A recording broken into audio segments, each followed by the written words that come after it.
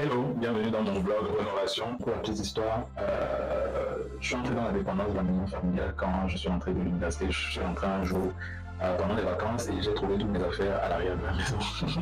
Et donc, pendant toute cette période-là, premièrement, j'étais un ado, donc je n'avais pas l'intention de revenir vivre à la maison. Mais après la fac, après la fac, je suis allé en master dans la capitale et je pensais que la vie allait être toute rose et toute belle et j'allais trouver un emploi presque immédiatement. J'ai fini par trouver un emploi, mais ça n'a pas duré. Et très vite, il a fallu faire des choix. J'ai commencé la photographie. C'était soit Move Out, soit le studio. Et mon choix s'est très vite fait.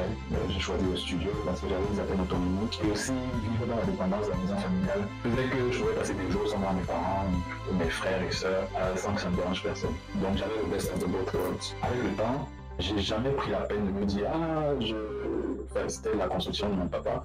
Donc j'ai maintenu tout comme c'était. Le lit, je crois que j'ai changé le lit en 2019. On a eu une opportunité avec un collègue à mon frère et il liquidait ses affaires. Donc j'ai changé le lit, c'était la première chose que j'ai fait en 2019. Si vous voulez, le lit a complètement changé ma vie.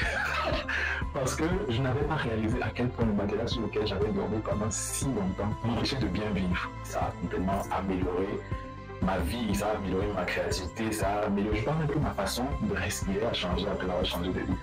Et quand j'ai eu mon lit, j'étais à l'aise. Donc tout le reste, ça ne m'affectait pas plus que ça. Sauf que je suis allé à Dubaï en 2023 avec mes amis. C'était la première fois que je voyageais en tant qu'adulte, enfin de par mes moyens, sans que mon parent m'aide. Les péripéties pour ce voyage, c'est une toute autre vidéo. Mais je crois que Dubaï, et je n'ai vu que Dubaï et la Côte d'Ivoire entre temps, mais je pense que Dubaï inspire énormément. Ça m'a montré le champ du possible de la meilleure des façons. Je veux dire, tout ce que je crois qu'au retour de ce voyage, je me suis dit, il n'y a absolument pas d'excuse pour se dire que des choses sont impossibles, qu'on ne peut pas faire X ou Y. Si des gens, des êtres humains ont pensé cette vie, ils vont exécuter leur vision. Il n'y a pas d'excuse en fait. Donc, ça a beaucoup mariné dans mon esprit, mais j'avais d'autres problèmes à cette période-là. Et donc, l'année d'après, juste avant d'aller en Côte d'Ivoire, on a réservé une maison. Elle n'avait pas un truc extraordinaire, mais je me rappelle exactement le matin que je me suis levé, j'ai posé mon pied sur mes carreaux et je me suis dit, mince, je ne peux pas continuer à vivre dans cet espace et je ne peux pas. Et alors, a commencé ma folle aventure, parce que j'ai décidé de tout casser. 5 pièces et une buanderie. Et moi j'occupais 3 des pièces, ça veut dire qu'il y avait 2 chambres, une salle de bain. Et j'ai transformé une des chambres en salon. Pendant 5 ans, c'était mon salon. Quand je me décide de tout casser, je n'ai aucun plan. Je sais juste que je ne veux plus voir les carreaux. C'était surtout les carreaux. Je ne voulais plus voir ces carreaux. Ils m'insupportaient. J'avais un ami qui lui est en train de se lancer dans le design intérieur, l'architecture, je sais pas exactement quel branche c'est. Et je lui dis, je veux tout casser. Et il me dit quand. Et je dis le plus tôt possible parce que je dois voyager, donc il faut que ça se fasse avant que je parte. Et à la base, je pensais que ça allait être tout beau, faire un deal à réaliser un dessin, selon ce que j'avais comme idée de base, tout en sachant que j'allais juste tout casser et j'allais repartir les pièces un peu n'importe comment à l'intérieur de la dépendance. Et puis, on a tout cassé, on a cassé les murs, on a cassé le sol. Non, on n'a même pas cassé le sol dans un premier temps, on a cassé les murs, on a cassé les toilettes.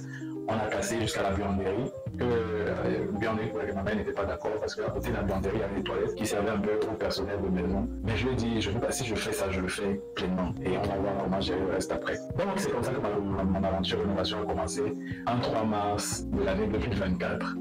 Alors tout d'abord, il fallait choisir la direction dans laquelle je voulais aller thématiquement parlant avec l'appartement, parce que c'est ce que ça allait devenir un appartement ici.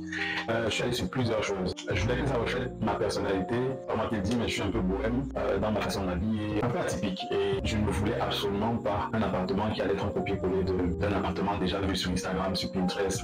Donc il fallait choisir le thème, et j'en ai bavé parce que je savais même pas quel terme rentrer dans les barres de recherche pour trouver des inspirations ici et là. Et dans le premier dessin que mon ami avait fait, c'était bien, mais je ne me retrouvais pas forcément dedans et ça je ne le savais même pas.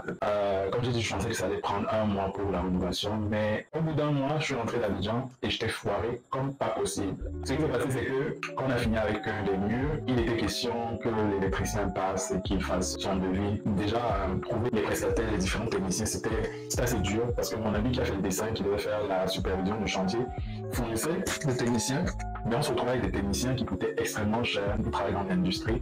Et du coup, ils m'ont facturé comme si j'étais un industriel. Donc je me suis retrouvé à beaucoup négocier. Et moi, je déteste négocier. Alors quand généralement je dis c'est ce que j'ai, c'est ce que j'ai. Je n'aime pas tous ces cinémas-là. Donc on a fait au mieux. On a commencé à parler peinture, comment ça allait être, comment on allait faire le sol. Je voulais pas de carreaux sur mon sol. Je voulais pas une peinture ordinaire. Je voulais des spots, mais je savais que les spots, je n'allais pas forcément les utiliser. Tout un tas de trucs que je ne voulais pas de façon classique.